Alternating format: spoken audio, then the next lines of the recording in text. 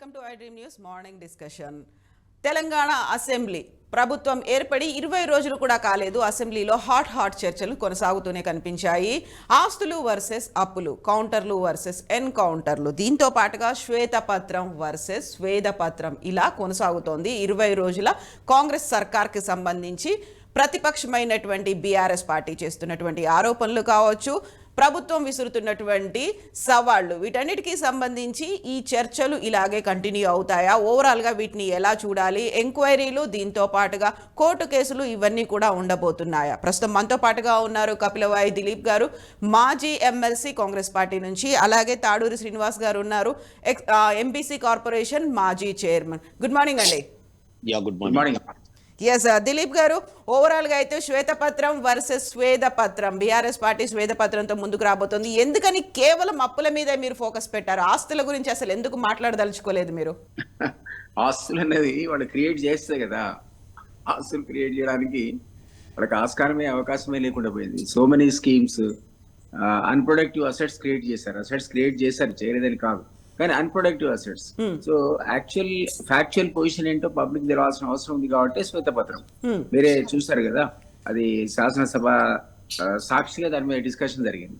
So అప్పులు మొత్తం కూడా అంటే కొన్నేమో రాష్ట్ర ప్రభుత్వం నేరుగా చేయగలిగే అప్పులు ఉంటాయి, కొన్నేమో స్పెషల్ పర్పస్ వెహికల్స్, దాదాపు 17 స్పెషల్ పర్పస్ వెహికల్స్ క్రియేట్ చేసి దానికి రాష్ట్ర ప్రభుత్వం గ్యారెంటీ ఇస్తే దాని ద్వారా లోన్స్ ఉంటాయి. కొన్ని స్పెషల్ పర్పస్ వెహికల్స్ దాదాపుగా 14 ఉన్నాయి. అవేంటంటే ఆర్టీసీ ఇట్లాంటి సంస్థలు అన్నమాట. వాళ్ళు అప్పుడు చేసుకోగలుగుతారు, తిరిగి కట్టగలుగుతారు, వాళ్ళకి ఆదాయం ఉంటుంది. సో వాళ్ళకి అవి ఒక దాని ద్వారా కొంత అప్పుడు అసలు ఏ గ్యారంటీ లేకుండా తీయగలిగే అప్పులు కూడా కొన్ని ఉంటాయి. ఇవన్నీ కలిపి మనం ఎక్స్పెక్ట్ చేయలే 5 లక్షల కోట్ల అప్పు, 5 లక్షల కోట్ల అప్పు అని మేము చాలా సార్లు అన్నాం. అట్లా కాకుండా 6,71,000 crores అప్పు వచ్చింది. 6,71,000 crores లో ఇప్పుడు ప్రొడక్టివ్ అసెట్స్ అంటే ఎట్లా అంటే, ఇప్పుడు మీరు కాళేశ్వరం మీద పెట్టుబడి పెట్టారు, దాని మీద రిటర్న్స్ వస్తే సంతోషమే, ఎక్కడైనా ఆయకట్టు పెరిగి ప్రొడక్షన్ పెరిగి, కానీ 10 years నుంచి ఇన్సిస్టెంట్ రైన్స్ వాళ్ళు నిజంగా లిఫ్ట్ చేసి డిస్ట్రిబ్యూట్ చేయాల్సిన అవసరం లేకుండానే అన్ని చోట్ల చెరువులు కుంటలన్నీ పొంగి వరుసగా 10 ఏళ్ల నుంచి అయితే అతివృష్టిలోనే ఉన్నాం మనం. కాబట్టి దాంట్లో నిజంగా అది లిఫ్ట్ చేసి తీసుకురావాల్సిన అవసరం లేకపోయింది. అందువల్ల అది అన్ప్రొడక్టివ్ అసెట్ అయిపోయింది ఒక 5 years నుంచి కూడా. సో ఇట్లా కొన్నిట్లోనేమో అవినీతి వల్ల, suppose mission Bhagiratha, mission Kakatiya నేనటం కాదు, కాగ్ రిపోర్ట్ లోనే దాదాపు 1000 కోట్ల అవినీతి జరిగింది 2 స్కీముల్లో అని 2016 వాళ్ళు ఇచ్చినటువంటి రిపోర్ట్ లో ఉంది. సో ఇట్లా కొంత అవినీతి వల్ల, కొంత రెగ్యులర్ అసెట్స్ క్రియేట్ చేయకపోవడం వల్ల అప్పుల ఊపిలోకి రాష్ట్రం నెట్టివేయబడ్డది. కాబట్టి అసలు వీటి పరిస్థితి ఏంటి, ఏ డిపార్ట్మెంట్ కి ఎన్ని ఉన్నాయి, ట్రాన్స్కో, జెన్కో ఇవి కలిపి 85,000 కోట్ల అప్పు, సివిల్ సప్లైస్ డిపార్ట్మెంట్ లో 56,000 కోట్ల అప్పు. ఇట్లా ప్రతి కార్పొరేషన్ కు లేదా ప్రతి డిపార్ట్మెంట్ కు ఉన్నటువంటి లయబిలిటీ ఏంటి అని తెలుసుకోవడానికే ఈ శ్వేతపత్రం అనేది విడుదల చేయడం జరిగింది. వాళ్ళు శ్వేతపత్రం విడుదల చేయడం తప్పులేదు, వాళ్ళు కూడా ఆల్ టుగెదర్ ఏ పని చేయలేదని మనం ఎవరు అనలేదు కదా. గవర్నమెంట్ అనేది ఇట్స్ కంటిన్యూస్ ప్రాసెస్, కాస్త కూర్చో మీరు డెవలప్మెంట్ చేయాల్సిందే, సోషల్ సెక్యూరిటీ స్కీమ్స్, సోషల్ అట్లాంటి వాటికి మీరు ఇన్వెస్ట్మెంట్ పెట్టాల్సిందే. సో అదంతా వాళ్ళు శ్వేతపత్రం కింద చూపిస్తారేమో, డెఫినెట్లీ వాళ్ళకి హక్కు ఉంది. కానీ ఇప్పుడు రాష్ట్రం ఈ ఉన్నటువంటి పరిస్థితిలో ఇప్పుడు మీకు సింపుల్ లాజిక్ అండి, ఇదంతా కూడా అవసరం లేదు. ఇప్పుడు మీరు తీసుకొచ్చిన అప్పుల్లో ఇంట్రెస్ట్ కట్టడానికి 35% పోతుంది, పెన్షన్లు శాలరీస్ కి ఇంకో 35% పోతుంది. మీరు శ్వేతపత్రం చూస్తే అర్థమవుతుంది. 70% మీ రాష్ట్ర ఆదాయంలో దీనికి పక్కకు పెట్టిన తర్వాత మిగిలిన 30%లో మీరు ఏ ప్రాజెక్టులు కడతారు, ఏ వెల్ఫేర్ స్కీమ్స్ పెడతారు, ఎక్కడ దళిత తీస్తారు, ఓన్లీ 30% ఉంటుంది మీకు ప్రతి సంవత్సరంలో కూడా. సో ఇది ప్రాబ్లం. సో దీన్ని ప్రజలకు అర్థం చేయించడానికే ఈ శ్వేతపత్రం తీసుకొచ్చాను తప్ప వాళ్ళేదో టోటల్ గా జీరో పెర్ఫార్మెన్స్ అనో ఏమీ చేయలేదు అనడం కూడా మా ఉద్దేశం కాదు. ఇప్పుడు ఉన్నటువంటి లయబిలిటీస్ ఏంటి, ఏ పరిస్థితిలో రాష్ట్ర ఆర్థిక పరిస్థితి ఉంది అనేది క్లియర్ గా చెప్పడానికే ఆ పత్రం వచ్చింది. సో ఇప్పుడు ఓవరాల్ గా కాంగ్రెస్ ప్రభుత్వం కూడా ఖర్చు పెట్టాల్సిందో, లేకుంటే అప్పుల క్లియరెన్సో, లేకపోతే రాష్ట్రానికి ఆర్థిక ప్రగతి, లేకపోతే చేయాల్సినటువంటి సంక్షేమ కార్యక్రమాలు, వీటి మీద కూడా ఇలాంటి రేషియోనే ఉంటుంది కదా, 30-35 లేకపోతే 30% ఇట్లాగే ఉంటుంది కదా, కాదా? ఉంటుంది, తప్పదు కదా. ఇప్పుడు మీరు తీసుకొచ్చిన అప్పులకైతే వడ్డీ కట్టాలి కదండి. అవును, 35% మన అప్పులకు కట్టాల్సిన పరిస్థితి ఎవడు ఊరుకుంటాడు? సో మనం దాన్ని వాయిదా వేసుకోగలుగుతామో, ఇన్స్టాల్మెంట్ అడగలుగుతామో తప్ప you can't get rid of that loan కదా. సో 35 దానికి పోయి పెన్షన్లకు జీతాలకు 35 పోయినాక నేను చెప్పినట్టు 30% ఉంటే ఈ 30లోనే మీరు డెవలప్మెంట్ యాక్టివిటీ అంతా ఉంటుంది, లేదా మీరు అదనంగా అప్పులు చేయాలి. అదనంగా అప్పులు చేద్దామంటే మళ్ళీ మీకు ఎఫ్ఆర్బిఎం లిమిట్ కనపడుతూనే ఉంది అక్కడ. 3 to 3.5% మించి చేయడానికి మీరు లేదు. ఆ 0.5% కూడా మీరు వ్యవసాయ పంపులు మోటార్లు పెడితే తప్ప ఇవ్వమని ఒక కండిషన్ పెట్టినట్టున్నారు. సో అది పెట్టకూడదు అనుకుంటే అసలు క్వశ్చన్ లేదు. అంటే మనం బిల్లులు మనమే కట్టినా, ఫ్రీ కరెంట్ ఇచ్చినా, మీటర్ నెట్ పెడితే రైతులకు భయం ఏర్పడే పరిస్థితి వస్తుంది. అయ్యో లెక్క కడుతున్నారు నా కరెంట్ ఎంతో, రేపు పొద్దున బిల్లు సరైన భయాలకు లోన్ అవుతారు. కాబట్టి అది అవాయిడ్ చేయాలంటే మీకు 3% ఎఫ్ఆర్బిఎం లిమిట్ ఉంటుంది. ఇక మిగిలిన పరిస్థితి ఏంటి మరి? కొత్త లోన్ తీసుకుందాం అంటే వీలు కాదు. ఇవన్నీ ఆర్థిక పరిస్థితి మీకు భారంగా ఉన్నప్పుడు ఒక పర్పస్ అదేంటంటే వేస్ అండ్ మీన్స్ కింద ఎప్పటికప్పుడు డే టు డే బేసిస్ మీద కూడా ఆర్బీఐ మీకు లోన్ ఇస్తుంది. అది కూడా గతంలో రాష్ట్ర ప్రభుత్వం చూస్తే ఆల్మోస్ట్ మీకు 90% ఎవ్రీడే ఏదో ఒక అప్పు వేస్ అండ్ మీన్స్ ద్వారానో లేకపోతే ఓవర్ డ్రాఫ్ట్ ద్వారానో. ఎక్కడ కూడా సర్ప్లస్ లేదు ఎక్సెప్ట్ 2-3 months తప్ప. ఈ రాష్ట్ర బడ్జెట్ లో సర్ప్లస్ ఉండి మనం ఆ వేస్ అండ్ మీన్స్ అదేమవుతుంది, వేస్ అండ్ మీన్స్ ద్వారా కానీ ఓవర్ డ్రాఫ్ట్ కానీ మీకు రాబడి వచ్చేంత వరకు మీకు ఫెసిలిటీ ఆర్బీఐ ఇచ్చే ఫెసిలిటీ అదనపు వడ్డీ ఉంటుంది దానికి. మామూలుగా మార్కెట్లో మీకు 7% లోన్ వస్తే ఇది 10%, 11% కట్టి తెచ్చుకోవాలి అంటే మళ్ళీ అది అడిషనల్ బడ్డీనే.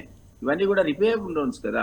సో ఆర్థిక పరిస్థితి అస్తవ్యస్తంగా ఉంది అనడానికి మనం అది చదివితే అర్థమవుతుంది క్లియర్ గా ప్రతి రంగంలో ఏం జరిగింది, ఈ రోజున్న పరిస్థితి అనేది. మేము పార్టీ పరంగా అసెంబ్లీ స్థాయిగానే ప్రజల ముందు ఉంచాం దాన్ని. సో శ్రీనివాస్ గారు, ఓవరాల్ గా అయితే లెక్కలు చూస్తున్నారు, అందులో అప్పులే ఎక్కువ కనిపిస్తున్నాయి, మిగతాది ఏమో చెల్లింపులు కింద, బకాయిల కింద, వీటి కింద పోతున్నప్పుడు సంక్షేమానికి, ఆర్థిక ప్రగతి కోసం, వీటి కోసం, అభివృద్ధి కోసం అసలు ఏం యూజ్ చేశారు, ఎక్కడ పెట్టారు అనేది మీరెందుకు కేవలం ఆస్తుల మీదే ఫోకస్ పెడుతున్నారు?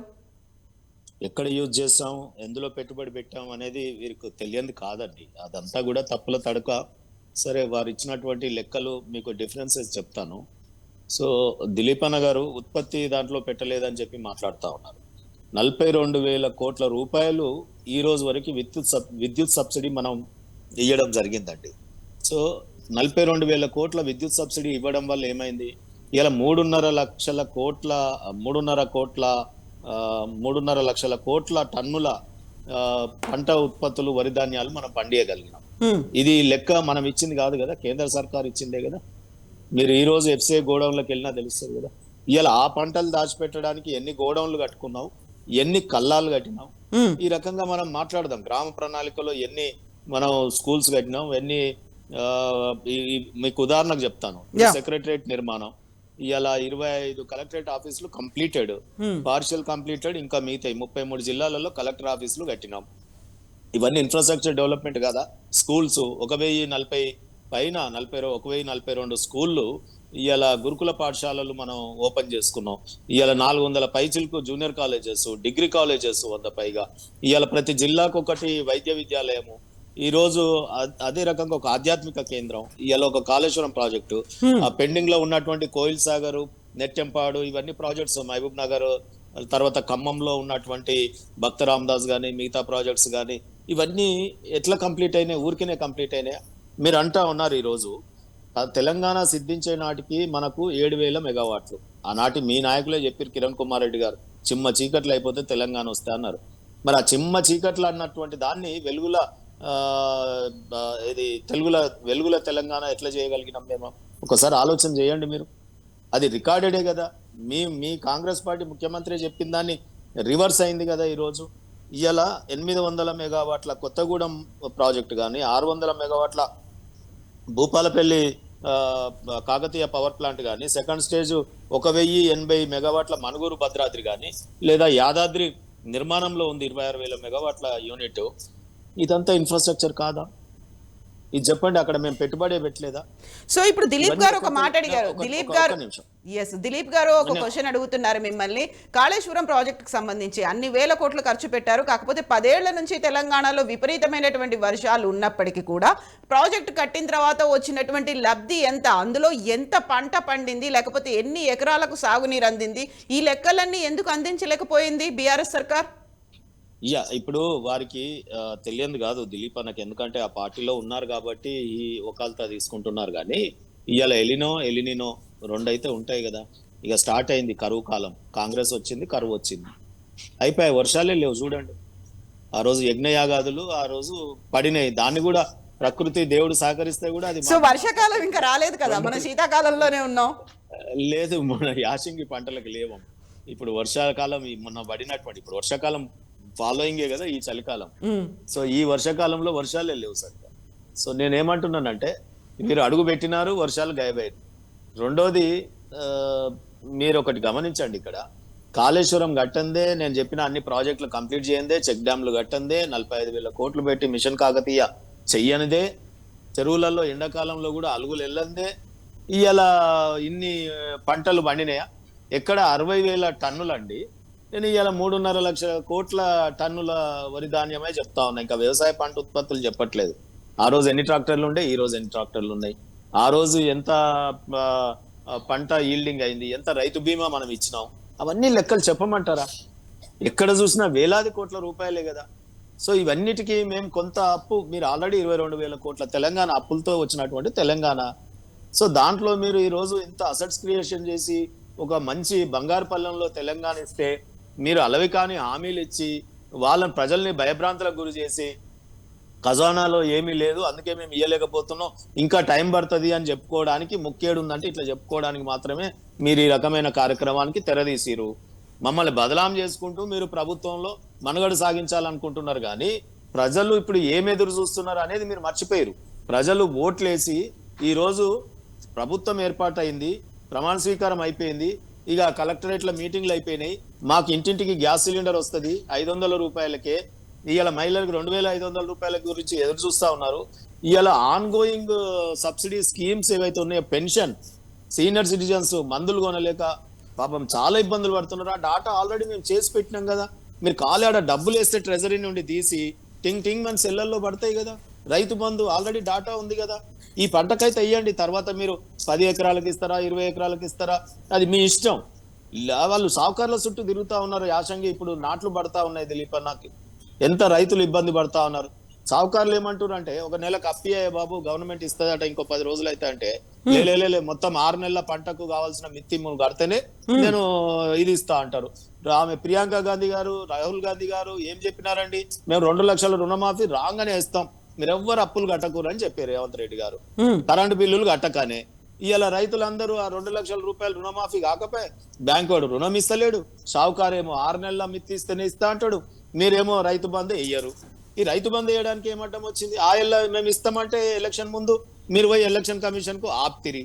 సో ఇన్ని రకాల అసలు ఏంది ఇది కాంగ్రెస్ పార్టీ? రైతులు ఉన్నారు అక్కడ, ఇక్కడ ఓన్లీ మేమే ఉన్నామా? మమ్మల్ని బదలాం చేసే పనే ఉందా మీకు?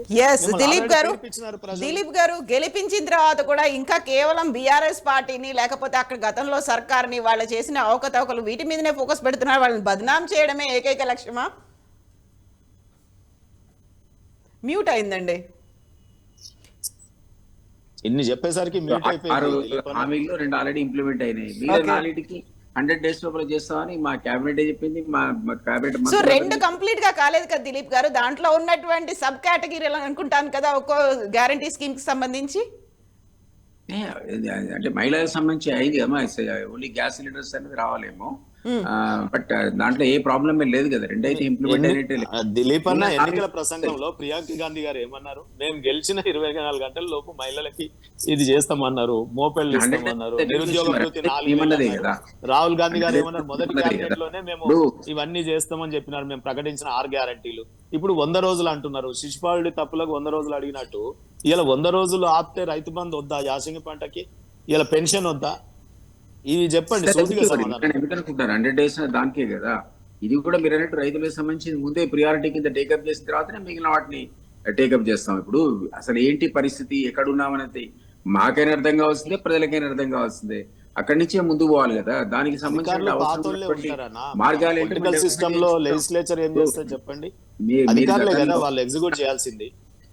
మీరు గతంలో ఇచ్చిన హామీలు ఏమి ఇంప్లిమెంట్ చేశారు? డబుల్ బెడ్రూమ్ అన్నారు, కొంత మొదలుపెట్టి ఆపేశారు. దళిత బంధు అన్నారు, మొదలుపెట్టి ఆపేశారు.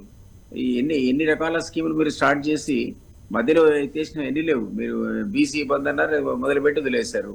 ఇట్లాంటివన్నీ మైనారిటీకి సంబంధించిన లోన్స్ కూడా మొదలుపెట్టి రైతు బంధు పెన్షన్ చెప్పండి. మీరు కూడా ఒక్క నిమిషం శ్రీనివాస్ గారు, లక్షలాది అప్లికేషన్స్ ప్రతి దాంట్లో, డబుల్ బెడ్రూమ్లు కావచ్చు, లేకపోతే దళిత బంధు కావచ్చు, బీసీ బంధు కావచ్చు, మైనారిటీ బంధు కావచ్చు, వీటన్నిటి కూడా లక్షలాది అప్లికేషన్స్ ఉంటే మీరు ఈవెన్ 0.1% కూడా దాన్ని డిస్ట్రిబ్యూట్ చేయలేకపోవడానికి కారణం ఆర్థికంగా పీపై ఉన్నటువంటి ఒత్తిడి, మీకు ఇబ్బంది, మీకు లోటు ఉండటమే లే కదా. ఆ ప్రాబ్లం మీరు కూడా ఫేస్ చేస్తారు. ఓన్లీ థింగ్ ఈజ్ మీరు దాన్ని ఒప్పుకోకుండా ప్రతి స్కీమ్ను ఇంకో కొత్త పేరుతో ఇంట్రడ్యూస్ చేసి తప్పించుకునే ప్రయత్నం చేశారు తప్ప ఏది కూడా చివరికంటా మీరు కంప్లీట్ చేసే స్కీమ్ లేనే లేదు. ఓన్లీ థింగ్ ఈజ్ అది రియలైజే కదా ప్రజలు ఈ రోజు మళ్ళీ అధికారం తప్పించి మాకు అధికారం అప్పచెప్పారు కాబట్టి మేము పోయేదేదో ప్రాక్టికల్ గా పోదాం అనుకుంటున్నాం. ఎగ్గొట్టే ఆలోచన మాకేం లేదు. ఏంటి వేస్ అండ్ మీన్స్ అంటే అదే కదా ఉన్న పరిస్థితి ఏంటి, దీన్ని ఎట్లా ఓవర్కమ్ కావాలి, సో ఏది ఎక్కడి నుంచి డైవర్ట్ చేయాలి, ఏ స్కీమ్ కు ప్రాధాన్యత ఇవ్వాలి, మీరు ఏంటో చూసుకోవాల్సిందే. ఇప్పుడు మేము ఇవాళ పేపర్లో కూడా వచ్చింది చూడండి, ఏవైతే ప్రాజెక్టులు మీరు వదిలేశారో, ఏది గ్రావిటీ ద్వారా నీళ్లు రాలి ఏఎంఆర్ ప్రాజెక్ట్ ఉంది, ఎలిమినేటి మాధురెడ్డి ప్రాజెక్ట్ ఉంది, SLBC సెంటర్ దాన్ని. ఆ ప్రాజెక్టుకు మీరు ఒక నేను అనుకుంటా ఒక 100 crores 500 crores ఖర్చు పెడితే గ్రావిటీ ద్వారా వాటర్ వస్తుంది. SLBCలో 5 మోటార్లు లిఫ్ట్ చేసే అవసరమే రాదు. ఎక్కడ లిఫ్ట్ చేసినా కూడా లాట్ ఆఫ్ మెయింటెనెన్స్, ఎలక్ట్రిసిటీ ఖర్చు అవుతుంది. సో మీరు దాని మీద పెట్టిన ఫోకస్ 100 కోట్లు 200 కోట్లు. ఇప్పుడు బ్రాహ్మణ వేలంల ప్రాజెక్ట్ ఉంది నల్గొండలో, 100 crores ఇస్తే ప్రాజెక్ట్ కంప్లీట్ అయ్యేది. 900 ఖర్చు పెట్టారు, 100 ఇవ్వడానికి దాదాపు మీరు 10 ఏళ్ళు ఇవ్వలేకపోయారు దాన్ని. సో ఇవన్నీ ఇట్లాంటి ప్రాజెక్ట్ కంప్లీట్ చేస్తే గ్రావిటీ ద్వారా వచ్చేటువంటి వాటర్ కూడా చాలా సందర్భాల్లో ఉంది. సో ఇవన్నీ సో ఇప్పుడు శ్రీనివాస్ గారి దగ్గర నుంచి ఒక క్వశ్చన్ ఏంటంటే, మీరు ఆల్రెడీ గ్యారంటీ స్కీమ్లని అమలు చేస్తాము అనే ఒక టార్గెట్ పెట్టుకున్నారు. రైతు భరోసాతో పాటుగా రైతు రుణమాఫీ 2 లక్షల రుణమాఫీ అనేది, ఇవన్నీ ఎప్పటిలోగా చేరుస్తారు? మీరు అనుకున్న, మీరు పెట్టుకున్న డెడ్ లైన్ 100 days అనేది ఉంటుందా, లేకుంటే వాటికి సంబంధించినటువంటి లెక్కల గురించి ఎందుకు మాట్లాడట్లేదు అనేది? అసలు ఈ 100 రోజులు ఒక్క పైసా కూడా ఏ రూపంలో ఇయ్యరా ప్రజలకి? ఎస్, ఒకటి ఈ 100 days అన్నది టార్గెట్ గా పెట్టుకున్నామన్నది నేననటం కాదు, కేబినెట్ మంత్రిగా సీతక్క ఇంకో బట్టి గారు కూడా చెప్పినట్టున్నారు. 100 days అనేది మేము టార్గెట్ పెట్టుకున్నాం, ఆ టార్గెట్ లో మేము ఖచ్చితంగా చేసి చూపిస్తామని చెప్తున్నారు. ఇప్పటికి కూడా దాని పక్కకి ఏం జరగలేవాడు. సో అనుమానపడాల్సిన శ్రీనివాస్ గారు అనుమానపడాల్సిన అవసరం లేదు. వారన్నట్టుగా రైతులకు ముందు ప్రాధాన్యత ఇవ్వాల్సి వస్తే ముందు దాని వైపే ప్రాధాన్యత ఉంటుంది. అయితే రైతులు ఎదురు చూడట్లేదా ఎలక్షన్స్ ముందు? దానికి అనుగుణంగానే ఇవాళ ఇప్పుడు కలెక్టర్స్ కాన్ఫరెన్స్ లో ఇవాళ రివ్యూ ఉంటది, దాంట్లో దానికి అనుగుణంగా రిలీజెస్ కూడా ఉంటాయి. ఏది ముందు ఇవ్వాలో ఏది వెనక్కి ఇవ్వాలో కూడా ఒక ప్రియారిటైజేషన్ ఉంటుంది కదమ్మా. దానికే సమీక్ష, దానికే బడ్జెట్ స్టేట్మెంట్. మీరు చేసింది ఏంటి, దాన్ని మేము ఏం చేయాలన్నది మా కర్తవ్యానికి కూడా బోధన చేయడానికి కూడా మనకి వస్తుంది. శ్వేతపత్రం ఉన్నది, వాళ్ళ తప్పులిష్టమే ఒక ప్రధాన అంశం కాదు. మీరు ఎక్కడ స్టార్ట్ చేయాలి, ఎక్కడికి ఎట్లా వెళ్ళాలి, మా పద్ధతిని నిర్దేశించడానికి కూడా ఆ అసెస్మెంట్ అనేది కంపల్సరీ కావాలి.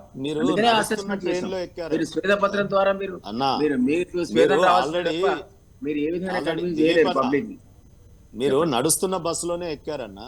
ఇప్పుడు రైతు బంధు అనేది ఆల్రెడీ డాటా ఉంది, పెన్షన్ అనేది ఆల్రెడీ డాటా ఉంది. రేపో మాపో ఎంపీలది ఎలక్షన్ కోడ్ వస్తుంది, మీరు ఇద్దామన్నా ఇయ్యలేరు. రైతులు అన్నమో రామచంద్ర ఇది చాలా ఇబ్బంది పడతారు. మీరు దయచేసి మీరైనా, ఇప్పుడు మీరు ఏం చేయలేరు, మీరు కవర్ చేయగలుగుతారు మాటలతో, కానీ మీరు చెప్పాలి. ఇప్పుడు ప్రభుత్వానికి మరి మీరు రేవంత్ రెడ్డి గారికి, ముఖ్యమంత్రికి కనీసం ప్రజా దర్బార్లో అయినా పోయి చెప్తే బాగుంటది. మీకు లేదా యాక్సెస్ ఉంటే డైరెక్ట్ పోయి చెప్పినా పర్వాలేదు. కానీ రైతులు మాత్రం పెన్షన్ డైరెక్ట్ యాక్సెస్ ఉందా, ప్రజా దర్బార్ పోయి చెప్తారా అనేది అడుగుతున్నారు ఆయన శ్రీనివాస్ గారు మిమ్మల్ని. మీకు ఒక చిన్న ఎగ్జాంపుల్ మేడం చెప్పండి. నేను 10 ఏళ్ళు సీఎం గా ఆయన ఉన్నప్పుడు చాలా సార్లు అపాయింట్మెంట్ అడిగా, నాకు దొరకలేదు. ఈయన ఇప్పటికే 4 సార్లు కలిశాను, 4 times డైరెక్ట్ యాక్సెస్ ఉంది శ్రీనివాస్ గారు, సో డైరెక్ట్ గానే మాట్లాడతారు. 4 times సంతోషమే. కానీ రిజల్ట్ ఏంటంటే, నేను ఇప్పుడు పొలిటికల్ గా కూడా అడుగుతలేను, రియల్ గా కొంతమంది సీనియర్ సిటిజన్స్ మందులు కొనుక్కోవడానికి ముసలివారు ఇబ్బంది పడుతున్నారు. పెన్షన్ డాటా ఆల్రెడీ ఉంటది, సిఎస్ ఆమెనే ఉంది, ఐఏఎస్లు వాళ్ళే, జస్ట్ శాఖలు మార్చుకోవచ్చు. సో ఈ హడావిడి కొత్వాల్ పరిపాలన లాగా, నయా కొత్వాల్ లాగా చేసే కంటే, కొత్త కొత్వాల్ వచ్చినప్పుడు ఎట్లా చేస్తారో అట్లా చేసే నుమాయిష్ కార్యక్రమాలు, అంటే కంచె తీసేసినంత మాత్రాన రైతు బంధు పడదు రైతులకి. ఇవాళ ఏదో మమ్మల్ని తిట్టి అసెంబ్లీలో ఏదో డ్రామా చేసినంత మాత్రాన పెన్షన్ ముసలి వాళ్ళకి రాదు. నేనేమంటున్నా, కొన్ని మీరు ఆన్ గోయింగ్ ఇదేదైతే వెల్ఫేర్ స్కీమ్ అవి చాలా urgent, they are in need. So దాన్నన్నా కనీసం చేయమని చెప్పండి అని అంటున్నాను నేను. చేస్తారు, దానికి తగిన ఏర్పాట్లు చేస్తున్నాం. అందుకే 100 days అనే మాట నేను అన్నా. లేదు, ఈ వారమో 10 రోజులలో 100 రోజుల తర్వాతనే వస్తుంది పార్లమెంట్ చెప్పే నోటిఫికేషన్. శ్రీనివాస్ గారు మీరేం కంగారు పడకండి, పార్లమెంట్ కు నోటిఫికేషన్ 100 రోజుల తర్వాతనే వస్తుంది, ముందు రాదు. ఆ లోపలే మా హామీలను నెరవేర్చబడతాయి, దానికి మీకు ఏ విధమైన డౌట్ అవసరం లేదు. అసలు ఈ 100 రోజులు ఏం చేస్తారన్న మరి విశ్లేషణ ఇస్తున్నాం కాబట్టి. ఈ 100 రోజుల హానీమూన్ పీరియడా? అంటే ఈ 100 రోజులు పనే చేయరా? డబ్బులే ఉంటాయా? రెవెన్యూ రిసీట్స్ ఉన్నాయా? హానీమూన్ కాదు, అది మా యొక్క టార్గెట్. అది ఆ టార్గెట్ మేము ముందు ఎలక్షన్ అప్పుడే చెప్పాం కదా, ఇప్పుడు కాదు కదా, కొత్తగా చెప్పింది కాదు కదా. సో దానికి 100 రోజులు ఏం చేస్తారు మరి ప్రభుత్వం అన్నాక? 100 రోజులు అంటే 3 నెలలు మీకు సీనియర్ ఒకటి, సిటిజన్స్ ఎక్కడికి పోవాలి మందులకి? ఎక్కడ పోతారు? వస్తాయండి. మీరు రావని ఎందుకంటే కూడా మీరున్న జీతాలు ఎప్పుడో 15వ తారీఖు 20వ తారీఖు ఇచ్చారు. మేము అట్లా ఇవ్వం. మీకు ఫస్ట్ నాడు రాగానే మీకు అర్థం- మాకు మీకు ప్రజలు అర్థం తీర్పు లేదు. ఇచ్చినారు, మేము ఏం చేసినామో మీకు- దానికి తీర్పు ఇచ్చినారు శ్రీనివాస్ గారు, అనుగుణంగా. మీరు యాక్సెప్ట్ చేస్తారా లేదా? ఒక్కొక్క పెన్షన్ జిల్లాకు ఈ రోజు ఆదాయం చూసుకొని పెన్షన్ ఇచ్చారు, ఈ రోజు ఆదాయం తీసుకొని జీతం ఇచ్చారు. ప్రతి ఒక 3 months పాటు పెన్షన్లకు జీతాలకు కూడా మీరు చాలా ఇబ్బంది పడే పరిస్థితుంది. ఆర్బీఐ ఎప్పుడైతే మీ కార్పొరేషన్ లోన్ కూడా ఇందులో కలిపిందో ఎఫ్ఆర్బిఎం లిమిట్ లో 3 months క్రైసిస్ ఫేస్ చేశారు మీరు. అట్లాంటి మిస్టేక్స్ మేము చేయం. మీరు ఇప్పుడు first before 5th pensions and salaries వస్తాయో లేదో రేపు 10 రోజుల్లో మీకు తెలుస్తుంది కదండి. ఆ విధంగా మిస్మేనేజ్మెంట్ మీరు చేయమంటారు. నేను జీతాలు పెన్షన్లు ఇచ్చారు, మాకు అవసరం మా లేదు. కార్పొరేషన్స్ ఉండదు, సెల్ఫ్ రెవెన్యూ మాకు ఉండదు, మాది ప్యూర్లీ వెల్ఫేర్ కదా, బై మెర్సీ ఆఫ్ గవర్నమెంట్. మా కార్పొరేషన్స్ ఏం అప్పులు ఉండవు. మీది కాదు, మీ గురించి కాదు నేను చెప్పింది. ఓవరాల్ గవర్నమెంట్ రెండోది ఏంటంటే పెన్షన్లు జీతాలే, ఓవరాల్ గవర్నమెంట్ అండ్ జీతాలు పెన్షన్లే కూడా ఒక 3 months క్రైసిస్ ఎట్లుండిందంటే ఒక జిల్లాకు 10వ తారీఖు, ఒక జిల్లాకు 15వ తారీఖు, మహబూబ్నగర్ లాంటి జిల్లాకి 20వ తారీఖు క్రాప్ హాలిడే ప్రకటిస్తున్నారా? ఆ 3 months రైతులు సో శ్రీనివాస్ గారు ఒక క్వశ్చన్ దిలీప్ గారికి. దిలీప్ గారు, మొన్నటి దాకా జీతాలు 15వ 20వ తారీఖు పడ్డాయి అనుకుంటే, మొన్న ప్రభుత్వం ఏర్పడింది December 7th ప్రమాణ స్వీకారాలు అయ్యాయి. ఫస్ట్ శాలరీ అనేది ఇప్పుడు జనవరిలో ఇవ్వాలి. January 1st పడిపోతాయా, ముందే వస్తాయా, తర్వాత లేట్ అవుతుందా? నార్మల్ గా 5th లోపల వస్తాయమ్మా, ఇవ్వాలి. ఏ ప్రభుత్వం అయినా 5 లోపలే పెన్షన్ ఈ నెలకు సంబంధించి జనవరి ఈ నెల మీరు చూడండి 5 లోపలే వస్తాయి పెన్షన్ సాలరీస్ అంటారు. కవిత గారు కూడా పరిస్థితి సృష్టించింది. ఇప్పుడు employees revolt 3 months crisis face చేశారు వీళ్ళు. ఆ క్రైసిస్ చేయకుండా ఆయన చెప్పే పెన్షనర్లకు సాలరీస్ కూడా 5th లోపలే వస్తాయని చెప్తున్నాను నేను. సరే, ఇప్పుడు దిలీప్ అన్న, కవిత గారు ఒకటి విషయం వినండి. ఇప్పుడు నిన్న ఆర్బీఐ ఈవీఎల్ఎం వేసింది, బాండ్స్ మళ్ళీ కుదోబెట్టి 15 రోజులు కాలేదు 900 కోట్ల రూపాయలు తెచ్చుకున్నారు. వాట్ పర్పస్, దేని గురించి అది? మీరు తెచ్చుకోలే, ప్రతి నెల 3,000 15 రోజులలో 900 కోట్లు అండి. లెక్క చేద్దాం, 15 రోజులలో 5 ఏళ్లలో ఎంత రాష్ట్రమైనా శ్రీనివాస్ గారు, ఏ రాష్ట్రమైనా అందులో పార్టిసిపేట్ అయ్యే తెచ్చుకుంటాయి అవసరాన్ని బట్టి. మమ్మల్ని ఎందుకు తప్పు పడుతున్నారు? అప్పులే అది ఆర్బీఐ ఇచ్చే ఫెసిలిటీ. అది మీకు అప్పుడున్న అవసరాన్ని బట్టి మీరు పార్టిసిపేట్ అవుతారు. ఒక రాష్ట్రం అవుతుంది, ఒక రాష్ట్రం కాదు. మీరు కొత్తగా వచ్చిన రాష్ట్రంలో బాగానే కూడా చేయలేదు, అవసరానికి అనుగుణంగా చేసిన తప్ప. మీకు ఇప్పుడు దేనికి ఇవ్వాలో తెలియదు, 100 రోజుల టైం పెట్టి ఇప్పుడు అప్పు చేయడం. ఆ ఫెసిలిటీ అనేది ప్రతి రాష్ట్రానికి ఉంటుంది. మీరు అందులో పార్టిసిపేట్ కావచ్చు. మీరు ఏ పద్ధతిలో అవుతారో అన్ని రాష్ట్రాలకు ఈక్వల్ గా ఆపర్చునిటీ ఉంటుంది ఆ లోన్ తీసుకోవడానికి. అంటే అప్పులు చేయడం తప్పేం కాదు కదా. తప్పని అనట్లేదు, అది ఎవరైనా పార్టిసిపేట్ అవుతారు. మీరు కూడా గతంలో నెలకు 3,000 కోట్లు 4,000 కోట్లు తీసుకుంటే తప్ప ఒక్కొక్క సందర్భంలో పెన్షన్ లేని పరిస్థితి కూడా వచ్చిందని నేను దాని గురించే అక్కడ తీసుకొచ్చి మీరు పెన్షన్స్ అండ్ సాలరీస్ ఇచ్చారు. ఎవరికైనా అవుతుంది ఆ ఫెసిలిటీని. ఆర్బీఐ ఇచ్చినప్పుడు తెచ్చుకుంటారు కదా, ఏ రాష్ట్రమే తెచ్చుకుంటుంది. అందులో మనం ప్రత్యేకంగా మీరెందుకు తెచ్చుకున్నారు 900 crores అంటే ఎట్లా? మీరు కూడా తెచ్చుకున్నారు 3,000 ఒకసారి, 5,000 ఒకసారి, ఎన్ని సందర్భాలు తెచ్చుకున్నారు మీరు అట్లా మన బాండ్స్ కుదవబెట్టి. మీరు అప్పు చేయకుండా పరిపాలన చేస్తామని చెప్తా ఉన్నారు కదా మీ సీఎం గారు. వచ్చిన 15 రోజులు కాలేదు ఇంకా. మీరు తెచ్చిన అప్పుల కోసం 30% అది కట్టి ఇంకో 30%. అయితే దిలీప్ గారు సేమ్ కదా, 10 ఏళ్లలో వాళ్ళు అప్పులు తీసుకొచ్చారు అనుకున్నప్పుడు 20 రోజులు కూడా కాలేదు, మీరు అప్పులు తీసుకొచ్చారన్నప్పుడు సేమ్ అప్పులకు సంబంధించి వడ్డీలు అనేవి ఇవన్నీ కూడా ఉంటాయి కదా అనేది శ్రీనివాస్ గారి వాదన. నేనేమంటున్నా అంటే స్టెబిలైజ్ కావడానికి ఇనిషియల్ గా ఆ ప్రాసెస్ ని ఎవరు అవాయిడ్ చేయలేరు. ఎందుకంటే మీకు ఇంతకుముందు వారే అన్నట్టు కొన్ని కంపల్సరీగా అది ఆరోగ్యశ్రీ కావచ్చు, లేకపోతే ఫీ రీఎంబర్స్మెంట్ కావచ్చు, లేదా రైతులకు సంబంధించినది కావచ్చు, పెన్షన్ కావచ్చు, వీటినైతే ముందు మీరు ఎక్కడి నుంచి చేస్తారో అనవసరం, అది ముందు పేమెంట్ కావాలి, లేదా అది పాండమోనియం క్రియేట్ అవుతుంది. సో ఆ తర్వాత స్టెబిలైజ్ చేయాలి. ఇదివరకు వాళ్ళు చేసిన తప్పులు చేయకుండా జాగ్రత్తగా మీరు బేస్ అండ్ మీస్ పొజిషన్ చూసుకొని స్టెబిలైజ్ చేసి మీకు రిటర్న్స్ వచ్చే పద్ధతిలో మీ ఇన్వెస్ట్మెంట్ లాంగ్ టర్మ్ ఇన్వెస్ట్మెంట్ చేస్తే ఎక్కడైతే రిటర్న్స్ వస్తాయో అట్లాంటి అసెట్స్ క్రియేట్ చేస్తే క్రమక్రమంగా 1 or 2, 3 years లో మీరు స్టెబిలైజ్ అవుతారు. ఆర్థిక వనరులు సమకూర్చుకోవడానికి రాష్ట్ర ప్రభుత్వాలు అన్ని కూడా ప్రయత్నాలు చేస్తాయి. ఆ ప్రయత్నాల్లో మేము కూడా ఇప్పుడు జస్ట్ స్టార్టెడ్ ఎంత 23 days కూడా కాలేదు. So we're making an effort. ఇదంతా వీళ్ళు చేసిన గందరగోళం చేయకుండా స్ట్రీమ్ లైన్ చేయడానికి కదా ఈ ప్రయత్నం అంతా.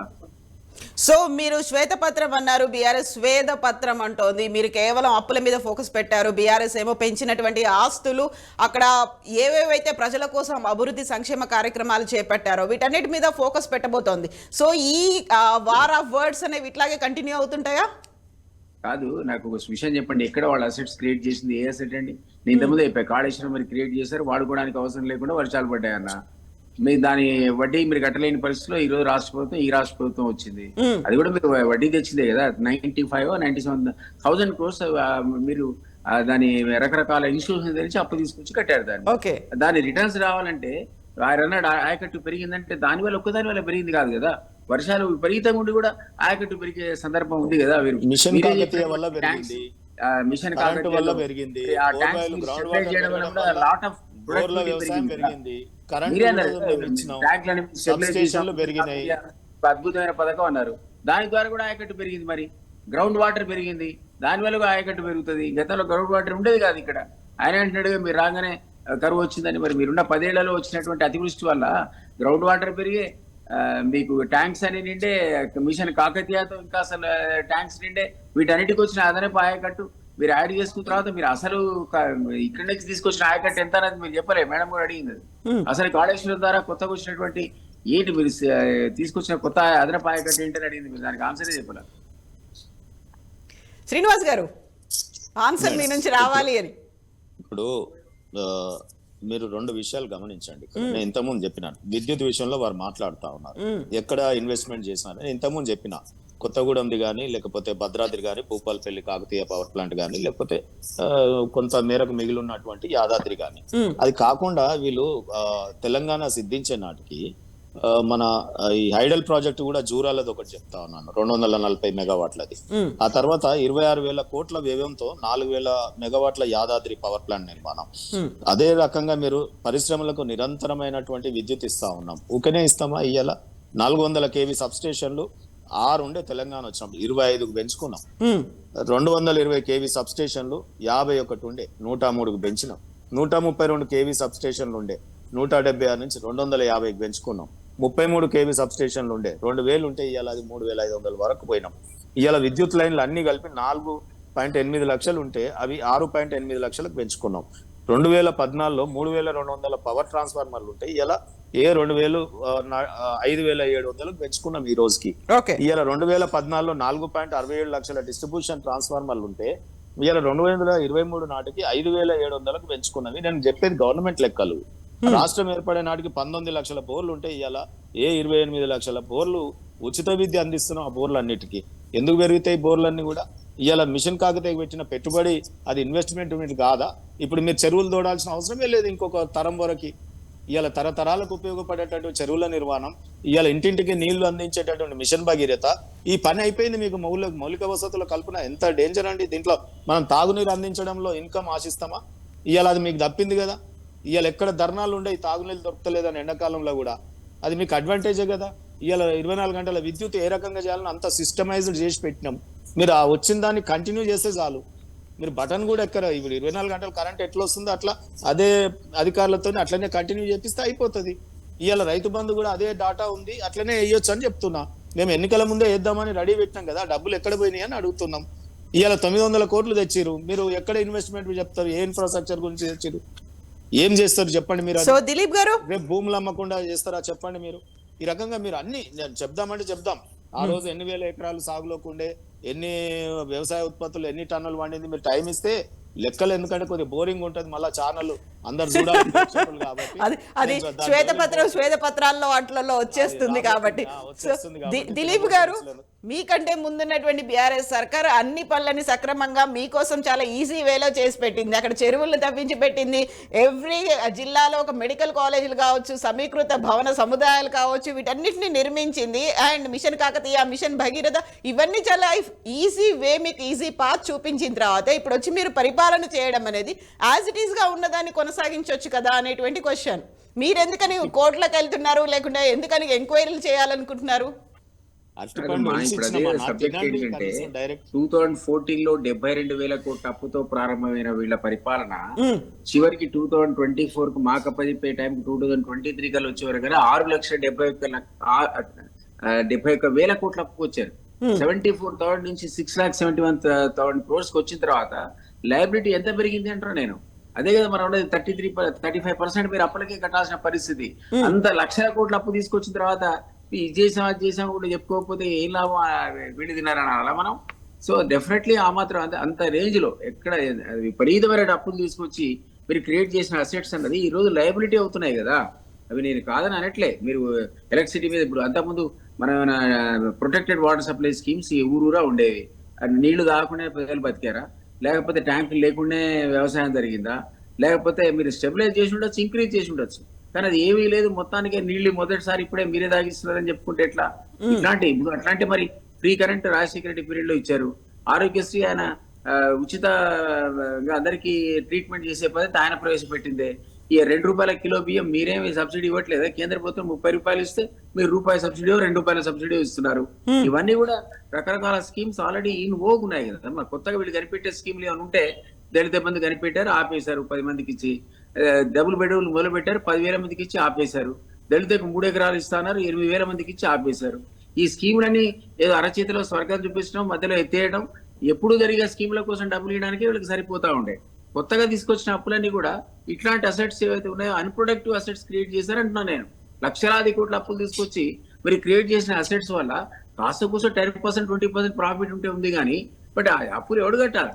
ఇప్పుడు అంతకుముందు ఒక పద్ధతి ప్రకారంగా బేస్ అండ్ మీన్స్ చూసుకుంటూ 74,000 crores అప్పు ఉంటే మహా అయితే మీరు 1,00,000 కోట్లు, 1,50,000 కోట్లు పెంచాల్సి ఉంటాయి.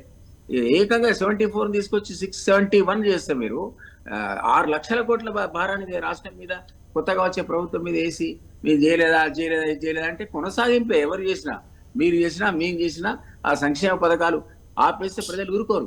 ఎందుకంటే 85% ఆఫ్ పాపులేషన్ అందరికీ కూడా ఇట్లాంటి వెల్ఫేర్ స్కీమ్ వల్ల బెనిఫిట్ జరిగితేనే ప్రభుత్వం మీద నమ్మకం ఉంటుంది. మీరు వాళ్ళు చెప్పే జీడిపి కానీ, మరొక రాబడి కానీ, లేదా కొత్త అసెట్స్ కానీ ఓ 15% ఆఫ్ పాపులేషన్ బాగా రావపడతారేమో. కానీ 85% పాపులేషన్ యొక్క జీవన స్థితులు ఈ రోజు ఎట్లున్నాయి, జీతాల పరిస్థితి ఎట్లుంది, వాళ్ళు నిజంగా కూడా వాళ్ళ లైఫ్ వాళ్ళ యొక్క లైఫ్ స్టైల్ ఎట్లా మారింది ఇప్పుడు, అవన్నీ కూడా మన పరిగణనలో తీసుకుంటే పెద్దగా కన్సిడరబుల్ స్టేజ్ లో పెరిగినట్టు మీకు అనిపిస్తుందా? మీరు మన కూరమనేని సాంబశివరావు ఇచ్చాడు స్టాటిస్టిక్స్, రియల్లీ సర్ప్రైజ్. జనరల్ గా అట్లుంది పరిస్థితి. గ్రామాల లోపల కూరగాయలు అమ్ముకునేవాడు డబుల్ ఇన్కమ్ వస్తుందా, లేకపోతే టీ అమ్ముకునేవాడికి డబుల్ ఇన్కమ్ వస్తుందా?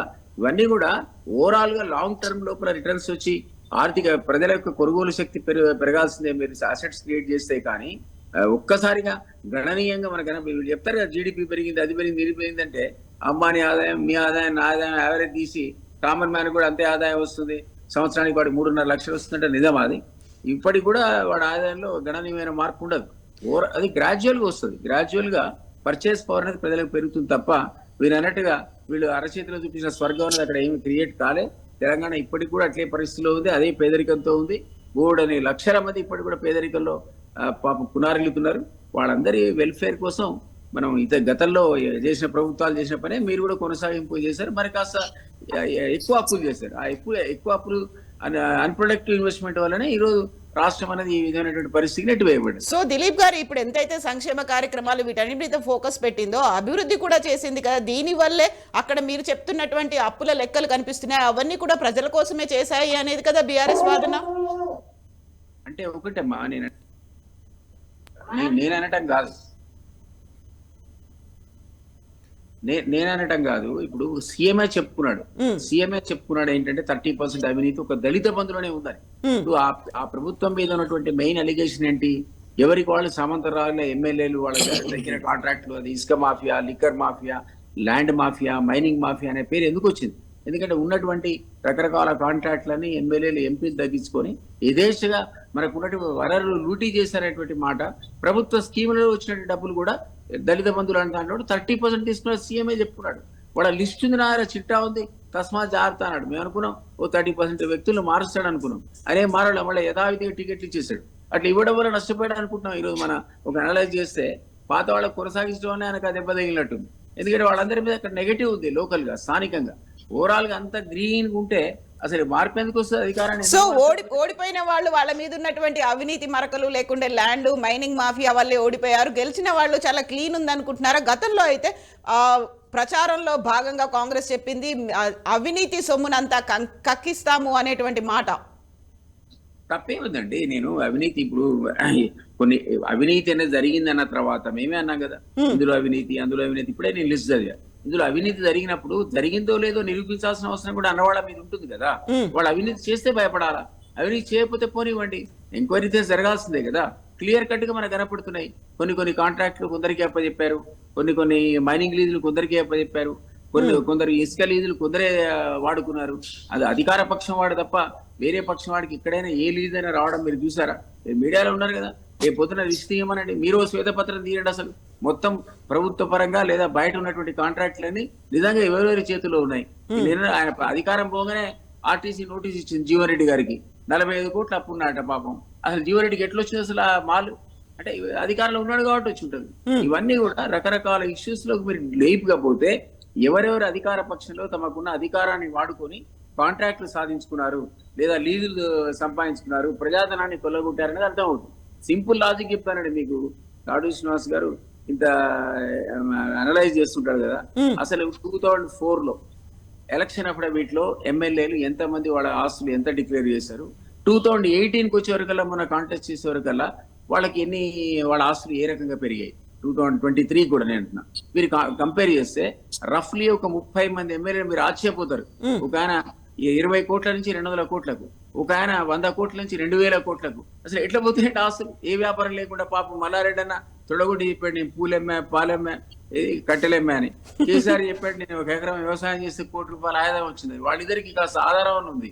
ఒక ఆయన వ్యవసాయం ద్వారా సంపాదించాడు, ఒక ఆయన పూల మీద సంపాదించాడు. మీలో వాళ్ళు ఎట్లా సంపాదించారు? ఏ వ్యాపారం లేకుండా రాజకీయ వ్యాపారంగా చేసుకొని లక్షల కోట్లు సంపాదించడం అనేది ఎట్లా సాధ్యం చెప్పండి? నేను చిన్న ఎగ్జాంపుల్ చెప్తున్నా మీకు. అది అఫిడవిట్ లో ఎలక్షన్ సైట్ లోకి మీరు కొడితే తెలుస్తుంది ఎవరి ఆస్తి ఎంత పెరిగిందో. దాని లెక్కలు చెప్పాలంటే ముందు అసలు వేరే అవసరమే లేదు, వేరే లెక్కలు. సో ఇప్పుడు ల్యాండ్ మైనింగ్ మాఫియా వీటితో పాటుగా కాంట్రాక్టులు వీటన్నిటి కూడా లెక్కలు తేల్చే పనిలో పడుతుందా కాంగ్రెస్ సర్కార్? ఇప్పుడు ఆల్రెడీ కాళేశ్వరం ప్రాజెక్టు సంబంధించి కోర్టుకెళ్లారు, సిబిఐ ఎంక్వైరీ చేయాలనేది డిమాండ్ చేస్తున్నారు. వ్యక్తుల మీద, గతంలో ఎమ్మెల్యేలుగా ఉన్నటువంటి వాళ్ళ మీద కూడా విచారణ జరుగుతుందా? ఒకటి, విచారణకు ఒకవేళ అలిగేషన్ అంటూ ఉంటే, అందులో అలిగేషన్ లో కాస్త సబ్స్టెన్స్ ఉంటే ఆ విచారణకి ఎవరు కూడా అతీతులు గారు. చూసాం కదా, ఈ దేశంలో ముఖ్యమంత్రిగా ఉన్నటువంటి లాలూ ప్రసాద్ 2 దశాబ్దాల తర్వాత జైలుకు పోవాల్సి వచ్చింది. సుఖరామ్ గారు ఫస్ట్ స్పెక్ట్రమ్ స్కామ్ లో ఉన్నాడు, ఆయన మా పార్టీకి చెందినవాడు అనుకుంటా. 92 years కనుక పనిష్మెంట్ వచ్చింది. సో ఒకవేళ నిజంగా వాళ్ళ ఇన్వాల్వ్మెంట్ ఉంటే ఏ ఏజ్ అయినా ఎన్ని దశాబ్దాల కాలం విచారణ జరిగినా కూడా దాన్ని ఫేస్ చేయక తప్పని పరిస్థితి సిస్టమ్ లో ఉంది. కాబట్టి వాళ్ళ మీద ఆరోపణలు లేదనుకోండి, నిర్దోషులుగా వాళ్ళు మంచిగా కడిగిన ముత్యాలా బయటకు వస్తారు. కానీ ఆరోపణలు ఉన్న దగ్గర ఎంక్వైరీ చేయకుండా ఎట్లుంటారు మీరు? ఖచ్చితంగా ఒక అలిగేషన్ అంటే ఎవరిని ఇస్తే దాంట్లో ఉన్నటువంటి నిజాలు బయటికి తీయాల్సిన బాధ్యత అధికారంలో ఉన్నటువంటి పార్టీకే ఉంటుంది, అధికారం వ్యవస్థకే ఉంటుంది తప్ప మీకో లేదా నాకు. నేనంటే అది నేను ఇప్పుడు అధికారంలో పార్టీలో ఉన్నాను కాబట్టి మాకు అవకాశం ఉంటుంది, మీరు చేయలేరు కదా. మీరు ఒక అలిగేషన్ ఇస్తే ఎంక్వైరీ చేయాల్సింది అధికార పార్టీయే లేదా అధికారంలో ఉన్నటువంటి ఆ సిస్టమ్, ఆ వ్యవస్థ ఎంక్వైరీ చేయాలి, వేరే వాళ్ళు చేయలేరు. అందువల్ల ఖచ్చితంగా అలిగేషన్స్ ఉన్న దగ్గర ఎంక్వైరీస్ జరుగుతాయి. ఎవరైనా నిజంగా కూడా అందులో ఇన్వాల్వ్మెంట్ ఉంటే దాని మీద పనిష్మెంట్ ఆటోమేటిక్ గా సిస్టమ్ లో అదే ప్రొవిజన్ ప్రకారంగా జరుగుతాయి. లేదనుకోండి, కోర్టులు ఇండిపెండెంట్ వ్యవస్థ కదా. సింప్లీ మనం పోయి ఒక అలిగేషన్ పెట్టేస్తే ఎంక్వైరీ స్టార్ట్ అయితే కోర్టు మనం చెప్పినట్టుగా నడవదు. నిజాలు ఉంటేనే విచారిస్తుంది, వాళ్ళకు తప్పు చేస్తేనే పనిష్మెంట్ ఇస్తుంది తప్ప జ్యుడిషియరీ ఇప్పటికి కూడా ఇండిపెండెంట్ గానే ఉన్నటువంటి వ్యవస్థ, దాన్ని మనం ఇన్ఫ్లుయెన్స్ చేయలేం తప్పుంటే తప్ప. సో అలిగేషన్స్ లేకుంటే విచారణ చేపట్టండి అనుకుంటూ ఫిర్యాదులు చేసేది కూడా కాంగ్రెస్ పార్టీ నుంచి లేకుంటే కార్యకర్తలు వాళ్లే అవుతారు. ఎందుకంటే కాళేశ్వరం ప్రాజెక్టు సంబంధించి కోర్టుకు వెళ్ళింది కూడా నిరంజన్ గారు కాబట్టి. ఇప్పుడు మోస్ట్ ఆఫ్ ది టైం ఏమవుతుంది అంటే అధికార పక్షం ఇప్పుడు అధికారంలో ఉండి దిగిపోయారు వీళ్ళు. సహజంగా వాళ్ళ మీద అలిగేషన్ ఇచ్చేవాళ్ళు విపక్షాలే ఉంటాయి. కాంగ్రెస్ కావచ్చు, మరొక పక్షం కావచ్చు, విపక్షాలే ఉంటాయి. అది గతంలో అధికారంలో వాళ్ళ వాళ్ళే పిటిషన్స్ పెడతారు. వాళ్ళే అధికారంలో అనుభవించిన వాళ్ళే వాళ్ళ మీద వాళ్ళే పిటిషన్ పెట్టుకోరు కదా. అవును. కాబట్టి సహజంగా విపక్షాల దగ్గర నుంచే ఫిర్యాదులు ఉంటాయి. అందులో సబ్స్టెన్స్ ఉందో లేదో ప్రిలిమినరీ ఎంక్వైరీ చేసిన తర్వాతనే ఇన్వెస్టిగేటింగ్ ఏజెన్సీస్ ప్రొసీడ్ అవుతాయి. అందులో ప్రిలిమినరీ సబ్స్టెన్స్ లేదనుకోండి, వాళ్ళు పోరు, అందులో విచారణ కూడా చేపట్టారు. ఒకసారి విచారణ చేపట్టిన తర్వాత అందులో నిజాలు ఉన్నాయో లేదో అది జ్యుడిషియరీ తెలుస్తుంది. జ్యుడిషియరీ కనుక వాళ్ళని తప్పు పట్టింది అనుకోండి, సహజంగా అందులో ఉన్నటువంటి ప్రొవిజన్ ప్రకారం వాళ్ళు శిక్షలు పడతాయి. కాబట్టి ఎవరు కూడా దీనికి అతీతులు కారు. శ్రీనివాస్ గారు, ఇంతకుముందు దిలీప్ అన్న మాట్లాడుతూ ఎంక్వైరీలకు భయపడుతున్నారా అది ఇది అని అన్నారు. భయం అనేది మీకు ఆక్స్ఫర్డ్ డిక్షనరీలో అఫ్రేడ్ అంటే భయం అని దొరుకుతుందేమో కానీ టిఆర్ఎస్ పుట్టుకలో మా పార్టీలో భయం అనే దానికి మా దాంట్లో చోటు లేదు. టిఆర్ఎస్ డిక్షనరీలో అది ఉండదు భయం అనేది. మేము ఉద్యమాలప్పుడు రాష్ట్రాన్ని సాధించుకోవడంలో అనేక ఆటుపోటను ఎదుర్కొన్నాం, ఆనాటి ప్రభుత్వాల యొక్క దమనకాండను ఎదుర్కొన్నాం, ఎక్కడ భయపడలేదు కాబట్టి ఈ రోజు తెలంగాణ రాష్ట్రంలో ఉన్నాం నిర్భయంగా. సో కాబట్టి అదే రకంగా కూడా మీరు ఏ ఎంక్వైరీ చేస్తారా వేసుకోండి, కానీ మేము అడుగుతున్నదల్లా మీరు గమనించట్లేదు. అప్పుడు కూడా మేము ప్రజల పక్షం మాట్లాడుతా ఉన్నాం, మేము మాట్లాడుతున్నదల్లా రైతుల గురించి మాట్లాడుతున్నాం, మేము మాట్లాడుతున్నదల్లా ఈ రోజు సంక్షేమం ఏదైతే ఉందో ఇమీడియట్ అర్జెంట్ అంటే ఏదైతే ఎక్కడైతే నీడ్ ఉందో దాన్ని చేయమంటే మీరు 100 రోజులని ముందు ఎందుకు చెప్పలేదు? ఫస్ట్ క్యాబినెట్ లో మేము తొలి సంతకం పెట్టినప్పుడే ప్రమాణ స్వీకారం కాగానే 24 గంటలలోనే ఈ పదాలు ఎందుకు మీరు వాడారు? మీరే కాదు, మీ నాయకుడు కూడా అల్టిమేట్ రాహుల్ గాంధీ గారు, ప్రియాంక గాంధీ గారు, మీరందరూ కూడా ఇవన్నీ వల్లవేశారు కదా. అందుకు నేను అడుగుతా ఉన్నాను ఈరోజు. సో నేనేమంటున్నానంటే లెట్ ఫంక్షన్. మీరు గవర్నమెంట్ రోజు సెక్రటరీకి వెళ్తా ఉన్నారు కదా, ఈ వీటి మీద చర్చించండి. లేదు అంటే అష్యూరెన్స్ ఇవ్వండి, ఇదిగో సీనియర్ సిటిజన్స్ మీరు భయపడకండి, వచ్చే నెల ఇస్తాం. లేదు 100 రోజుల తర్వాతనే మేము పెన్షన్ ఇస్తాం, 100 రోజుల తర్వాతనే ప్రభుత్వ ఉద్యోగుల జీతాలు ఇస్తాం, 100 రోజుల తర్వాతనే రైతు బంధు ఇస్తాం, 100 రోజుల తర్వాతనే ఫ్రీ సిలిండర్ ఇస్తాం. ఈ రకంగా మీరు అన్నిటికీ చెప్పండి. మరి మొత్తం టోటల్ ఈ 100 days అనేది మీరు ఏం చేస్తారో చెప్పండి. మరి ఏమి చేయరు, గవర్నమెంట్ ఫంక్షన్ జరగదా? సో నేనేమంటున్నానంటే కొత్తగా మీరు ఇప్పుడు బిల్డింగ్ కట్టుకొని సెక్రటరియట్ కర్నూలు అప్పుడు ఉన్నట్టు గుడిసెలు వేసుకొని పరిపాలన ఉందా? హాయిగా బిల్డింగ్లపై కూర్చుకున్నారు, అదే అధికారులు, అదే సెటప్ అంతా రెడీగా ఉన్నది. మీరు ఆ రోజే కనుక ఎలక్షన్స్ ముందు రైతు బంధు మమ్మల్ని వేయనిచ్చుంటే, మీరు ఎలక్షన్ కమిషన్ కు ఇవాళ కంప్లైంట్ ఇవ్వకపోతే రైతులు చాలా ఆనందోత్సాహాలలో ఉండేది కదా, మీకు కూడా టైం వెసులుబాటు దొరికేది కదా. ఎక్కడో ఏదో జరుగుతా ఉంది. నేనేమంటున్నా అంటే మీ అసలే ఈ స్టీరింగ్ రేవంత్ రెడ్డి గారు ఒక్కరి చేతిలో ఉండదు. మీ దాంట్లో స్టీరింగ్ ఢిల్లీ చేతిలో ఉంటుంది, ఇక్కడ కర్ణాటక చేతిలో ఉంటుంది. ఇక్కడ ఎందుకంటే ఇక్కడ స్కీమ్స్ అమలు చేస్తా ఉంటే కర్ణాటక ఇప్పుడు వద్దాయా అంటారు. ఇప్పుడు 24 గంటలు కరెంటు మేము ఇస్తామన్నాం అనుకోండి, కర్ణాటక మీద ప్రెజర్ పడుతుంది. ఇక్కడ ఇచ్చేటటువంటి దళిత బంధు కర్ణాటక మీద ప్రెజర్ పడుతుంది. సో అటువంటి ఏమైనా జరగడానికి ఆస్కారాలు ఉన్నాయి. డెఫినెట్ గా నిజంగా కూడా మాకు అనేక రకమైనటువంటి సంశయాలు ఉన్నాయి. కాంగ్రెస్ పార్టీకి రుగ్మతలు కూడా మీరు అన్నారు. అవినీతి ఆదర్శ స్కామ్ నుంచి ఏ అంటే ఆదర్శ స్కామ్, బి అంటే బోఫర్స్ స్కామ్, ఈ రకంగా సి అంటే కోలు, ఇట్లా ఎన్ని కుంభకోణాలు లేవు మనకి. స్కామ్లే పామ్లే మింగినాయి కదా మిమ్మల్ని కాంగ్రెస్ పార్టీ. అయితే దిలీప్ గారు ఒక మాట అన్నారు, అఫిడవిట్లకు సంబంధించి చూసుకుంటే వాళ్ళ ఆస్తులు ఎంత విపరీతంగా పెరిగాయో తెలుస్తుంది కదా, వాటి మీద విచారణ ఒకవేళ ఎవరైనా ఫిర్యాదు చేస్తే చేయిస్తాము అనేటువంటి మాట వచ్చింది దిలీప్ గారి దగ్గర నుంచి.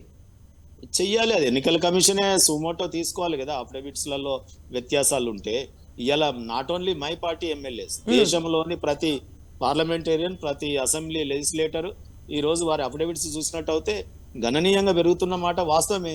చెయ్యండి, దాని మీద ఏం చేస్తారో చెయ్యండి. మేము ఎవరు మొత్తం అంటున్నాం దాన్ని, ఏదో మా పార్టీ ఎమ్మెల్యేల ఆస్తులే పెరిగినట్టు మాట్లాడుతున్నారు. ఇదైతే ఒప్పుకుంటారు కదా కనీసం.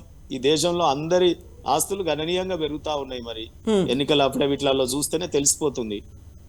ఇప్పుడు అఫిడవిట్స్ అన్ని తీసుకొని ఎంక్వైరీలు మొదలు పెట్టండి. సో దిలీప్ గారు, అధికారం సిఈసి చేతిలో ఉంటుంది. సో దిలీప్ గారు, ఇప్పుడు స్టీరింగ్ ఎవరి చేతిలో ఉంటుంది? కర్ణాటక ప్లస్ ఢిల్లీ అధిష్టానం చేతిలో ఉందా స్టీరింగ్? ఎందుకని అమలు చేయట్లేదు? అమలు చేద్దామని రేవంత్ కనుక ముందుకు వస్తే కర్ణాటక అడ్డుకుంటుంది అనే మాట శ్రీనివాస్ గారు అంటున్నారు. మరి అన్నెసరీ అలిగేషన్ తప్ప, జీతాలు కూడా 100 రోజుల తర్వాత ఇస్తారు, పెన్షన్ కూడా 100 రోజుల తర్వాత ఇస్తారని అన్నెసరీ అలిగేషన్ పెడుతున్నాడు ఆయన మా మీద. అది సాధ్యమా? ఊరుకుంటారా ప్రజలు? లేదా ఉద్యోగస్తులు పెన్షనర్లు ఊరుకుంటారా? ఇది ఊరికే కూడా. మీరు ఇవన్నీ మెల్లిగా టైం కోసం చూసుకునేసరికి ఎలక్షన్ కోడ్ వస్తుంది, అప్పుడు మళ్ళీ ఎక్కడికక్కడ స్టాండ్ స్టిల్ ఉంటాయి కదా అనే మాట. సంబంధించిందమ్మా. ఆయన జీతాలు పెన్షన్లు కూడా మీరు 100 days తర్వాత ఇస్తారా అని అన్నెసరీ కొత్త అంశాన్ని ఆయనే చెప్తున్నాడు. సిస్టమ్ అంటున్నది అధికారులు ఉంటారు. అదే ఆ పెన్షన్ల సంగతి నేను చెప్పేది. ఎట్లా ఇస్తారు? ఎప్పుడు డ్యూ ఉంటుందో ఆ డేట్ కి ఇస్తారు. కానీ మీరు ఇచ్చిన ఇస్తాను తప్ప దాని కూడా 100 రోజులు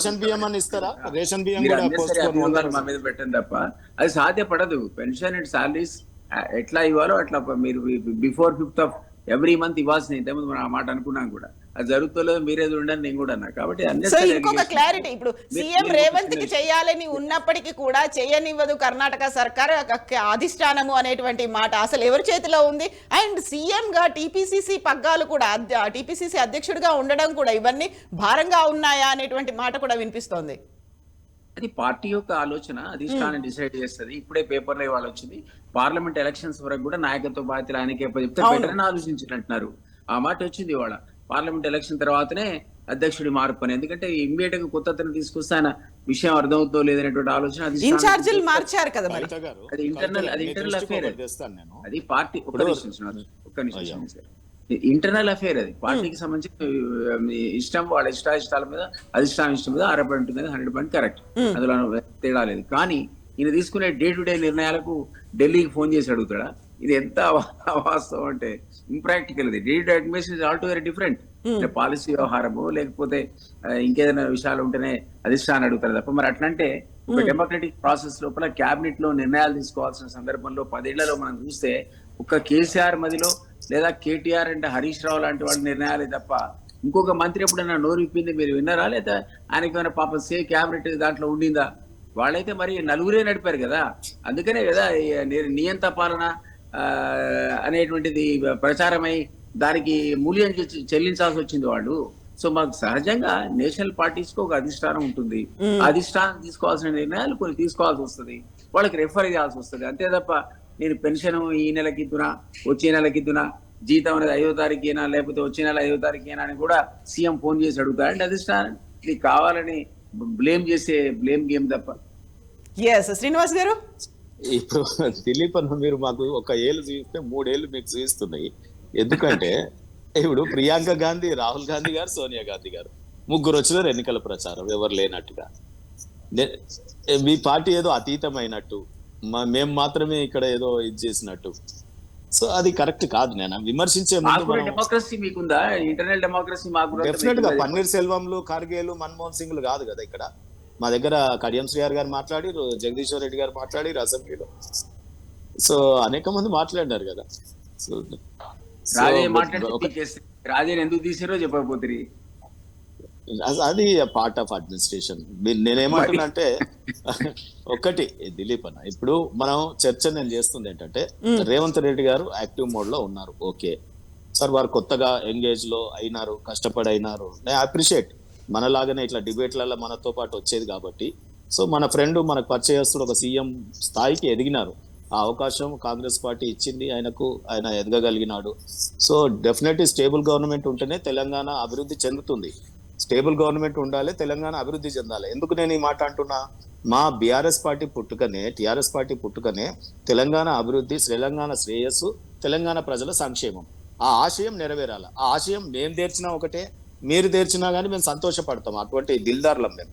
సో కాబట్టి మేము ఏమంటున్నామంటే, ఇక్కడ మొన్న ఎన్నికల మీద ఎంపీ పార్లమెంటేరియన్ ఇన్ఛార్జ్లను పెట్టి రాబోయే ఎంపీ ఎలక్షన్స్ గురించి అప్పుడే వర్కౌట్ స్టార్ట్ చేసినారు తప్ప ముఖ్యమంత్రి గారు. వారు 2 కాన్స్టిట్యున్సీలు ఇన్ఛార్జ్ తీసుకున్నట్టున్నారు.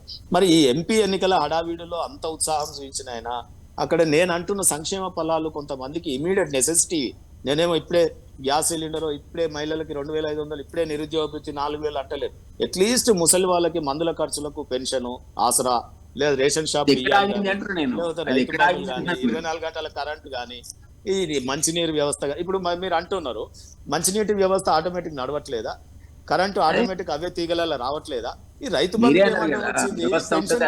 వచ్చింది అని అడుగుతున్నారు.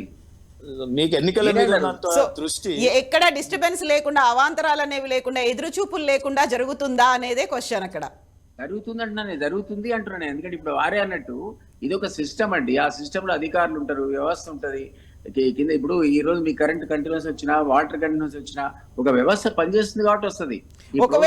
ఒకవేళ ఇది జరగలేదు కూడా మారిపోయి అందరూ సిస్టమ్ అంతా ఎగిరిపోదు. సిస్టమ్ ఉంటుంది, పరిపాలించే వాళ్ళు మారుతారు అంతే, గవర్నమెంట్ మారుతుంది తప్ప ఆ సిస్టమ్ అనేది బ్రేక్ కాదు కదా. సో కంటిన్యూటీ ఆందోళన చెందాల్సిన అవసరం లేదు. పెన్షన్ల గురించి కానీ, మిగిలిన విషయాల గురించి కానీ మీరు ఆందోళన చెందాల్సిన అవసరం లేదు.